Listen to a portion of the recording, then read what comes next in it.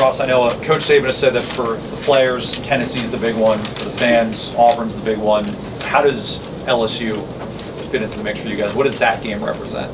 I think it means a lot as far as SEC West as well. Just, I mean, as far as standings and stuff like that. And I think we kind of really get into this one just with the fans and atmosphere, especially, you know, for this game, night game in Death Valley. So we get pretty, you know, hyped up for this game, and it'll be a fun one. Is it hard to switch back on after a week off or weekend off to get back in the game mode? Yeah, not really. I don't think. I mean, we got after it pretty good during the bye week as far as practice-wise. And so I think, you know, we're ready to go and touched up some things that we needed to from the past. So it was good. It seems like on offense, you know, kind of throughout the season, the running game has really improved so dramatically, but Saban was saying that he wants to see the passing game, more explosive plays. Is that something that's sort of been a focus for you guys in this off week when you had a week to just refocus on yourselves? You know, I think that was the coaches, you know, I mean, they're going to have things to focus on. And as far as us offensive line-wise, we just little things that we needed to clean up, and just technique-wise, you know, we kind of went back to the basics. So I wouldn't say, you know, the passing game was the main focus, but I mean, I just think that individually, you know, you had your things you tried to work on as well just to get better. So Everyone's obviously constantly looking to improve and develop. With a guy like Jalen, who's been so good so early, do you think it's easy sometimes for people to forget that, hey, this kid's just a freshman playing a tough position? I think it is, and especially, you know, at a place like Alabama where, you know, people hold you to a really high standard.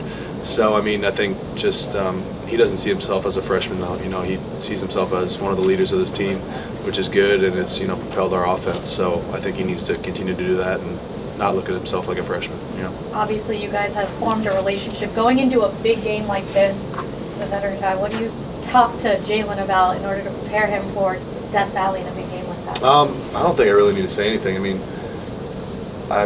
no one's really had to say anything to him this whole year. I mean, he played in some big games. So I just think just him being in his own mindset, you know, he holds himself to a high standard like all of us do. So, I mean, I think he'll be ready to go. Tomorrow's the first college football playoff rankings released. I know it doesn't really mean anything now, but you as players, are you aware of that stuff? Do you keep an eye on it at times? We're aware of it, but I mean, we don't really get too wrapped up in it, I'd say. You know, we're going to go out there and have a Tuesday practice and get ready for LSU. So people talk about the speed, I guess, you know, when they make the jump from high school to college, and that's one of the big things. How have you seen just Jonah handle that speed, and maybe especially on road games?